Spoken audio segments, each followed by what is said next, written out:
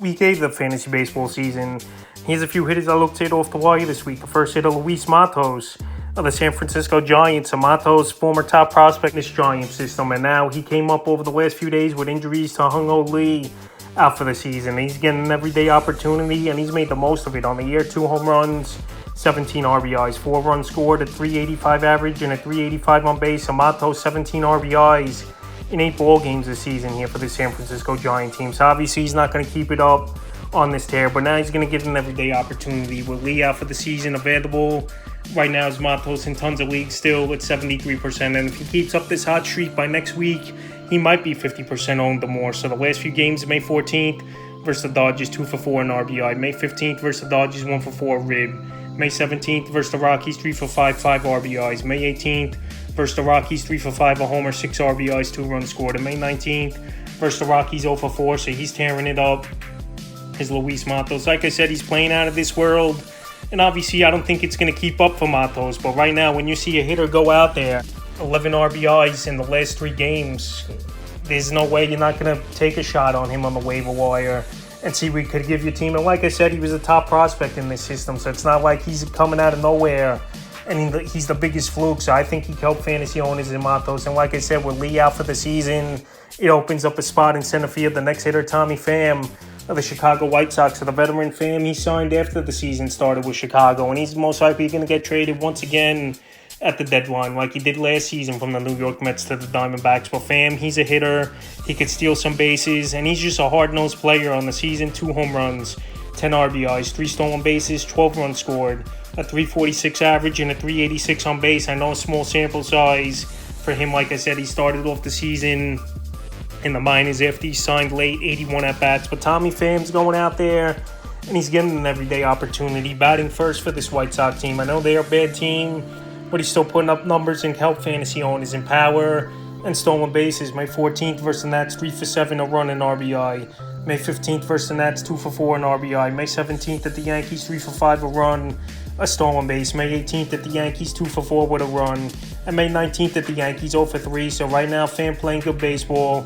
They're going to try to get that trade value up, obviously, towards the deadline. I know he's 36 years old. You're not going to fetch much in a deal. But this White Sox team, they're going to have a fire sale towards the deadline, obviously, by the end of July, early August. So right now, while he's playing good baseball and he can help like he did last season, had a good year, Pham. 16 homers, 68 RBIs with 22 stolen bases. It's not out of the realm of possibility he could do that this season. So right now, while he's playing and getting a chance batting leadoff for this White Sox team, he's an ad this week available right now in 87% of leagues. The next hitter I looked at off the wall, Alec Burleson of the St. Louis Cardinals. So Burleson, he's been a guy teetering up and down through the minors in the system over the last few seasons, but now he's been getting pretty much an everyday opportunity except versus lefties. On the year, 5 home runs, 17 RBIs, 10 runs scored, a stolen base, a 293 average, and a 322 on base. But the last couple weeks, he's tearing it up. 3 home runs, 7 RBIs, 6 runs scored, a stolen base, a 395 average, and a 395 on base. So I know his on-base to batting average isn't great. He's not much of a guy that's going to draw walks, free swinger, but has good pop for a lefty bat in this lineup. And right now, last season, we saw he did have 315 at-bats and had 8 homers, 36 RBIs. But this year, showing more power is Burleson. A great batting average of 293 on the season. Available right now with 93% of leagues. And he qualifies at first and outfield as well. So he's got 3 out of 4 games with multiple hit games is Burleson. May 15th at the Angels, 2 for 4 run. May 17th versus the Red Sox, 2 for 5, a homer, 2 RBIs. May 18th versus the Red Sox, 2 for 4 with a run. And May 19th versus Boston, 1 for 4. So right now, playing great baseball.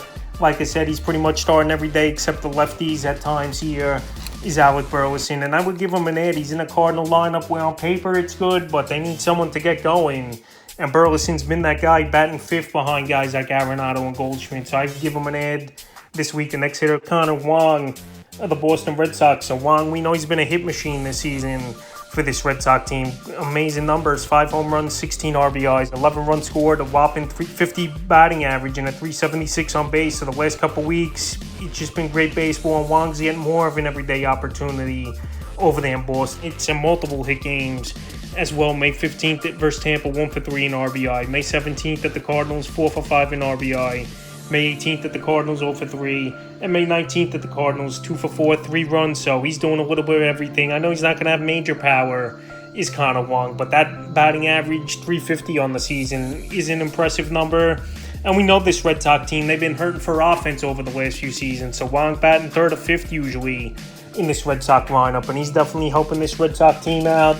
And he can help fantasy owners where we know catcher's pretty weak position. Right now, available Wong still in tons of fantasy leagues. The next hitter, Eddie Rosario of the Washington Nationals. So the veteran Rosario, we see this every season, I believe, with him, where he goes out there and he goes on a couple-week tear where he hits 5 or 6 home runs in 2-3 weeks. So on the season here for Rosario, 6 home runs, 14 RBIs, 16 runs scored, 6 stolen bases. The batting average, obviously, awful, 178 average and a 246 on base. But the last couple weeks, he's on a heater, 5 home runs, 11 RBIs, 3 stolen bases, 11 runs scored, a 353 average, and a 436 on base. So right now, you just ride it out with Rosario until, obviously, he goes back down to earth and the wheels fall off for now. So like I said, even in the pitcher video, there's going to be hitters where they're going to get hot for a few weeks that can help your fantasy team, and then after those few weeks, they fizzle out, and you drop them on the wire, and you add the next player that can help your team for a few weeks. And that's the strategy for the most part. You're not going to see a lot of trades or even trades that help you a whole lot in fantasy baseball, where it's usually a pitcher for a hitter, and then you're going to need to go out there and get a hitter. That's how it usually works. Right now, this is how you work the wire, where you can find plays that can help you for a few weeks or even the whole season if possible. And then you just keep cycling guys in and out. And right now, Rosario, like I said, is on fire. May 14th in a doubleheader at the White Sox, 2 for 9, running RBI. May 1st at the White Sox, 0 for 1. May 17th at Philly, 1 for 4, rib. May 18th at Philly, 0 for 1. And May 19th at Philly, 1 for 4, a homer, 2 RBI. So Rosario, we know going back to his Minnesota Twin days, he was a power hitter. And even last season with Atlanta, 21 home runs. So he's got pop. That's definitely legit. Most likely at the trade deadline, if the Nats are out of it, we'll call up James Wood, who I think will come up sooner than later. There's not going to be a spot for Rosario, and they'll trade him as well to get something in the deal. So right now, while he's playing good baseball, and it's been a hot pickup this week, available right now still in 69% of fantasy leagues. You give him an ad this week. Next hit is Joey Ortiz of the Milwaukee Brewers. So Ortiz, another hot pickup as well this week, where he's a former top prospect in this Brewers system. And he's got good versatility qualifying at second and third on the season. 5 home runs, 15 RBIs, 16 runs scored, a stolen base, a 294 average, and a 392 on base. So he's really getting on base in an amazing clip this season. And the last couple weeks, he's been on fire as well. 4 home runs, 7 RBIs. 9 runs scored, a 333 average, and a 400 on base. So Joey Ortiz, like I said, a former top prospect in this system. He had a cup of coffee last season in the majors, but he's been up the whole year with this Brewer team, and he's playing good baseball. And they even called down a couple guys. Oliver Dunn went to the minor leagues. Tyler Black, he was up for a little, but Joey Ortiz getting the everyday chance still, and he's made the most of it, especially the last week, May 14th. Versus the Pirates, 1 for 4 run. May 15th versus the Pirates, 2 for 2, a homer and RBI. May 17th at Houston, 3 for 4, a homer, 3 RBIs. May 18th at Houston, 1 for 4 run. And May 19th at Houston, 1 for 4 with a run. So right now, he's playing good baseball on a 7-game hitting streak. And he's got a good matchup coming up this week to start the week at the Marlins, where we know their pitching staff is one of the worst staffs in the league. So right now, while he's out there in 64% of fantasy leagues, Ortiz definitely a solid ad this week. The next hitter, Tyler Freeman of the Cleveland Guardians. So Tyler Freeman, the ultimate utility man, qualifies at second, third, short, and outfield for this Guardian team. Available right now in tons of fantasy leagues at 87%. On the season for Freeman, batting average isn't good, but good on-base percentage. He could steal you some bases and got some minor pop as well on the year. 4 home runs, 16 RBIs, 25 runs scored, 6 stolen bases, a 221 average, and a 327 on base. But the last couple weeks, 1 home run, 4 RBIs, 3 bags, 8 runs scored, 289 average, and a 413 on base. So right now he's going out there, he's playing good baseball. He's Tyler Freeman. The versatility obviously is great. Second, third, short, and outfield like I mentioned. And he's getting the everyday chance playing all different type of positions. May 14th at Texas, 1 for 2, a run, a stolen base. May 15th at Texas, 1 for 4. May 17th versus Minnesota, 1 for 4. May 18th versus Minnesota, 4 for 4. 3 runs, 3 RBIs, a stolen base. And May 19th versus Minnesota, 1 for 4 with a run. So he's the table setter, and he's doing a lot of good things of late here, Tyler Freeman. I don't know if it's going to keep up, but right now, well, he's playing good baseball and he's been the table setter and he's getting on base and he can steal bases for this Guardian team. He's a good ad this week. The next hitter I looked at off the wire this week's Josh Bell of the Miami Marlins. So Josh Bell, we know he's a streaky hitter throughout his career. Right now available in tons of fantasy leagues is Bell with 73%. And we know he's got pop. We know we've seen good batting average seasons out of him. And this year has definitely been a struggle on a team where he's not getting a lot of protection in the lineup. On the year, 6 home runs, 24 RBIs, 20 runs scored, 229 average, a 315 on base. But the last 2 weeks, he's been hot, 2 home runs, 13 RBIs, 4 runs scored, a 348 average, and a 423 on base. So Bell, like I said, he's got pop. He's had some decent batting average seasons throughout his career. Most likely he's going to get traded towards the deadline as well to a contender, where this Marlin team already said they're going to have a fire sale. And we saw an early deal a few weeks ago trading their best hitter, Luis Arraez, to the San Diego Padres. He's been better over the last few weeks, and if he goes to a contender, his value goes up as well, I would think, with more protection in those lineups. May 15th at Detroit 0-4, May 17th versus the Mets 2-5 a rib, May 18th versus the Mets 3-5 a homer, 4 RBIs, including a game-tying homer versus Edwin Diaz in that one, and May 19th versus the Mets 1-4. So right now he's been playing good baseball the last couple weeks. Like I said, this Marlin team, they're going to have a fire sale and Bell will most likely go to a contender. But right now, even with the Marlins, he's going out there and he's putting up some decent numbers and he's a good ad this week. The next hitter I look to get off the wall, Jay Langeliers of the Oakland Athletics. So if you need some catching help, Langeliers, he has some major pop. I know the batting average isn't great. Strikeout rate isn't hurting teams that much, but in terms of power and a guy who could hit 25, 30 home runs, I think he's a good ad. On the year, 10 home runs,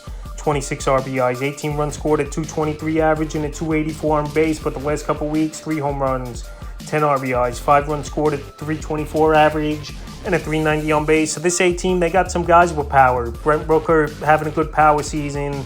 Shea Langeliers, I know he hit 3 home runs in a game early in the season, but he's got legit power. Hit 22 home runs last season. Zach Goloff, he's back in the lineup as well. You got Nevin. So they got some players on this A team. Games May 14th at Houston, 2-3. May 15th at Houston, 1-4. May 17th at the Royals, 1-2, a homer, 2 RBIs. May 18th at the Royals, 1-4. May 19th at the Royals, 1-5. So this A team, I know they've been free-falling a little, losing 8 games in a row, but guys are getting opportunities where they help fantasy owners. And then we show something for this A team, like Langeliers, and even a guy like Brent Rooker, who's having another solid season in the power department. So right now, while he's available in 55% of fantasy league, I would definitely give him an ad this week, because if he goes out there and has a big week, he's going to be a catcher that many owners would have wanted to go out there and get on their roster. And final hit I looked at off the waiver wire this week here is James Wood of the Washington Nationals. I mentioned James Wood a whole lot this season, and especially over the last couple weeks, but he's been tearing the cover off the ball in AAA. And I think the time's now for James Wood to come up sooner than later for this national team. So right now, Wood's out there in 79% of fantasy leagues. And this national team, I know their outfield has been decent on the year. Jacob Young, he showed some spark. Lane Thomas, I know on the IL, but he's been a good nat over the last couple seasons. And Jesse Winker's been a surprising signing. But James Wood's down there tearing it up in AAA for this national team. And I think he should be up sooner than later. And he was one of the major pieces in the Juan Soto deal from Washington to the Padres a couple trade deadlines ago, with CJ Abrams, Mackenzie Gore, and Woods being the 3 main pieces. So he's had 5 home runs in the last week down there in AAA, and he's tearing it up. Like I said, 7 home runs, 27 RBIs, 10 stolen bases, 36 runs scored, a whopping 353 batting average, and a 457 on base. If Woods keeps this up another week or two, he's going to force the Nats' hand to call him up. I know the Nats want to wait a little longer to July or August maybe, when they're really out of it, they think, and then call Woods and play the kids. But right now, he might force their hand, like I mentioned, is James Wood. This guy, he's a 5'2" type of player. You see it with the stolen bases. You see it with the batting average, an amazing on-base percentage of 457. And now the power is starting to kick into gear as well. And he's been a career 300 hitter in the minor leagues. So James Wood, like I said, it wouldn't be surprising if he keeps this up over the next few weeks, that he'll be up in the majors sooner than later, and he could pay big dividends for fantasy owners. Available, like I said, in 79% of fantasy leagues. That's a few hitters I looked at off the wire for Week 8 of the fantasy baseball season.